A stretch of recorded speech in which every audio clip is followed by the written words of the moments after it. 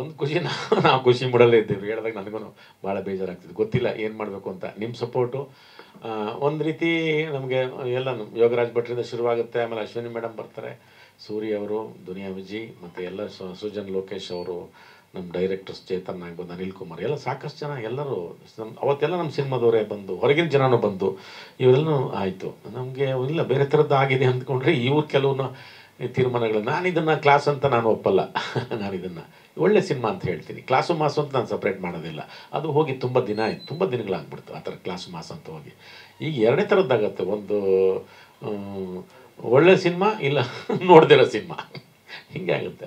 ಇದಿಷ್ಟೆಲ್ಲ support ಇದ್ದು ನೀವೆಲ್ಲ ಇಷ್ಟು ಸಪೋರ್ಟ್ ಮಾಡಿ, ಯಾಕೆಂದರೆ ಹೌದು ಅದನ್ನು ಯಾವತ್ತೂ ನೀವು ಅದನ್ನು ಮಾಡ್ಕೊಂಬಂದಿದ್ದೀರ. ಈಗ ಒಂದು ವನ ಅಂತಂದಮೇಲೆ ಅದರಲ್ಲಿ ಆಲದ ಮರನೂ ಇರುತ್ತೆ, ಮತ್ತಿ ಮರನೂ ಇತ್ತು, ಒಂದು ಮುಳ್ಗಿಡನೂ ಇರುತ್ತೆ, ಎಲ್ಲ ಸಣ್ಣದು ದೊಡ್ಡದು ಎಲ್ಲನೂ ಇರುತ್ತವೆ.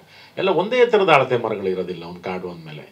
ಇದು ಈ ಥರದ ಸಿನಿಮಾಗಳು ಬರೀ ದೊಡ್ಡವ್ರ ಸಿನಿಮಾನೇ ಅಂತಂದಾಗ ಅಷ್ಟು ಈ ಕೋಟಿಗಳು ಹಾಕೋ ನಿರ್ಮಾಪಕರು ಹಂಗೆ ಸಾಲಲ್ಲಿಲ್ಲ. ಅದು ಕೆಲವರು ಮಾಡ್ತಾರೆ, ಅದಕ್ಕೆ ಇದ್ದಾರೆ, ಅದು ಮಾಡ್ತಾರೆ. ಬಟ್ ಅದ್ರ ಜೊತೆ ಈ ಸಣ್ಣ ಊರಿಬೇಕಲ್ಲ, ಎಲ್ಲ ಸಣ್ಣ ನದಿಗಳು ಸೇರಿಕೊಂಡು ಆದಾಗ ಸಮುದ್ರ ಆಗುತ್ತೆ.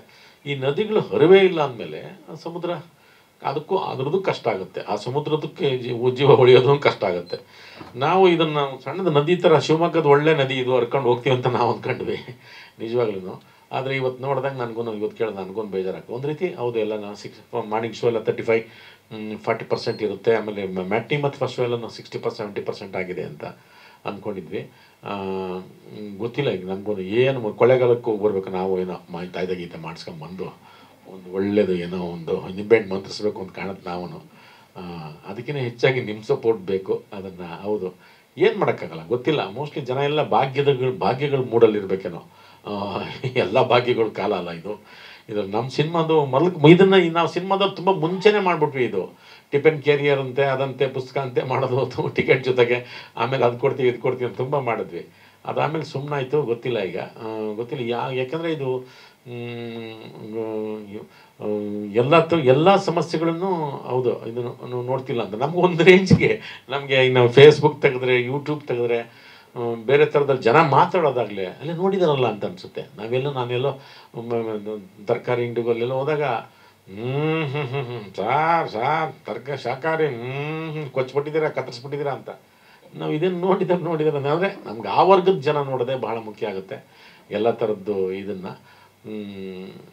ಗೊತ್ತಿಲ್ಲ ಏನು ಮಂತ್ರ ಮಾಡಬೇಕು. ನೀವು ನಮಗೆ ಕಿವಿಲಿ ಹೇಳಿದ್ರು ಪರವಾಗಿಲ್ಲ, ಹಿಂಗೆ ಮುಕ್ತವಾಗಿ ಹೇಳಿದ್ರು ಪರವಾಗಿಲ್ಲ, ಒಂದೇನೋ ಬೇರೆ ಥರದ್ದು ಹೇಳ್ಕೊಡಿ, ಅದನ್ನು ಮಾಡ್ತೀವಿ. ಅಷ್ಟಾಗಿ ನಮಗೆ ಇಲ್ಲಿವರೆಗೂ ತುಂಬ ಸಪೋರ್ಟ್ ಮಾಡೋಣ, ಆ ಖುಷಿಲೇ ಬಂದೆ. ಸಪೋರ್ಟ್ ಮಾಡಿದ್ದ ವಿಚಾರವಾಗಿ ನಾವು ಮಾತಾಡಬೇಕು ಅಂತಾನೆ. ನಿಜವಾಗ್ಲೂ ಆ ಥರದಲ್ಲಿ ಕನ್ನಡದ ಪ್ರೇಕ್ಷಕರು ಎಲ್ಲ ತಾಂತ್ರಿಕ ನೀವು TV ಚಾನಲ್ ಆಗ್ಬೋದು, ಯೂಟ್ಯೂಬ್ನವ್ರು ಆಗ್ಬೋದು, ನಮ್ಮ ಸಿನಿಮಾದವ್ರು ಆಗ್ಬೋದು, ನೋಡಿದವ್ರು ಮೊನ್ನೆ ನಾಗ್ತಿಳಿ ಚಂದ್ರಶೇಖರ್ ನೋಡಿದ್ದಾರೆ. ಅವರು ಎಷ್ಟು ಒಳ್ಳೆ ಮಾತು ಹೇಳಿದ್ದಾರೆ ಅಂದರೆ ಅಷ್ಟು ಒಳ್ಳೆ ಮಾತು ಹೇಳಿದ್ದಾರೆ. ಇದು ಯಾವ್ಯಾವ ದೃಷ್ಟಿಯಿಂದ ಈ ಸಿನಿಮಾ ಇದು ಒಳ್ಳೆ ಸಿನಿಮಾ ಅಂತ, ಇದು ಯಾವ್ಯಾವ ದೃಷ್ಟಿಯಿಂದ ಇದು ಒಳ್ಳೆ ಸಿನಿಮಾ ಅಂದ್ಬಿಟ್ಟು ಇವೆಲ್ಲ ಅಂಶಗಳಿದ್ದಾಗ ಗೊತ್ತಿಲ್ಲ ಏನು ಯಾವ್ದು ನೋಡ್ತಾರೋ. ಬೇರೆ ಥರದ್ದು ಏನೇನೋ ಐಟಮ್ ಇಕ್ಬೇಕಾಗಿತ್ತೋ ಇಲ್ಲ, ಏನೋ ಗೊತ್ತಾಗ್ತಿಲ್ಲಪ್ಪ ನಮಗೂ, ಏನೋ ಗೊತ್ತಿಲ್ಲ. ಒಂದು ಆಶಾ ಭಾವನೆ ಇದೆ, ಇದನ್ನು ನೋಡ್ತಾರೆ ಅಂತ. ಅಥವಾ ಆಮೇಲೆ OTT ಬಂದಮೇಲೆ ನೋಡ್ತಾರೆ, ಗೊತ್ತಿಲ್ಲ, ಅವಾಗ ಮೆಚ್ಕೋತಾರೇನೋ ಅಂತ ಅಷ್ಟೇ. ಈಗ ಶಾಖ ಸುಡೋ ಗಾಳಿ